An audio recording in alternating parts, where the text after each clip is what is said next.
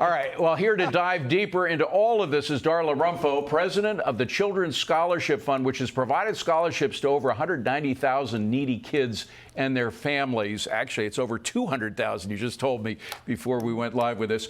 Bottom line is, did the private and parochial schools that you have given scholarship funds to these needy kids, did they have the same kind of drop in scores? Well, interesting that you bring that up. Tucked into that report, there's a little nugget that says fourth graders in math and eighth graders in reading had no loss of learning in the parochial schools and overall did much better.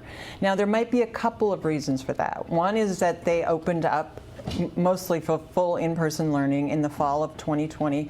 But I think there's another reason for it. And that's because these schools are schools of choice. Parents have decided that these schools are the best fit for their child, and it would make sense that their children would learn better in those schools. So we know what doesn't work because we've been doing the same thing over and over again for very poor results. Now we can see something that does work. Right. Maybe it would be a good time to stop funding the systems, stop the top-down approach where you're trying to fix it from the top down. How about the bottom up? Let's go, there's something in the Catholic Church called subsidiarity. You go locally and you try to fix the problem. Well, this is very local. This is, let's go down to the child. Let's fund that child. Let's let the parent, who's the first educator of the child, let's let them look at their child, see where they need to be, where they need to catch up. Maybe they need to hire a tutor. Maybe they need an online class. There are places in the country now where parents can do that. New Hampshire's one place. Arizona just passed something called universal ESAs, meaning in New Hampshire how it works is that the state takes a portion of their education spending and they put it into an account that the parent can then decide. We go in as a scholarship provider and we go in and we actually say this is something you can spend it on. It doesn't get spent on ridiculous things, but parents decide, and it works. But the cost-benefit analysis kills me. You have parochial schools are doing much better than the public schools, and yet parochial schools cost about 1/3 the amount. I mean, in New York, we pay per pupil about $30,000 for education, K through 12.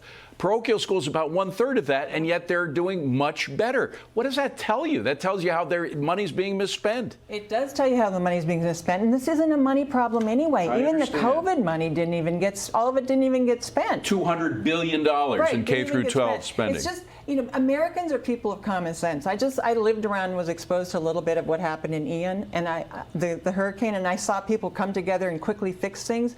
We need to bring that same spirit to this problem and do something quickly. And it's called school choice. We have a model, school choice, which even some Democrat politicians are now becoming in favor of, those who were condemning it because they saw how badly the public schools behaved during the pandemic. Does that give you hope? That does give me hope. I don't think that these Democratic souls are necessarily brave. I think they've taken tested the political winds and said, you know what, I think I better get on the right side of this issue. Because, remember what happened in Virginia? Youngkin won on this issue. Parents have also come awake and come alive and said, you know what? I don't like what's happening with my child's education. You can see it in school board races around the country. I mean, San Francisco, they took back the school board.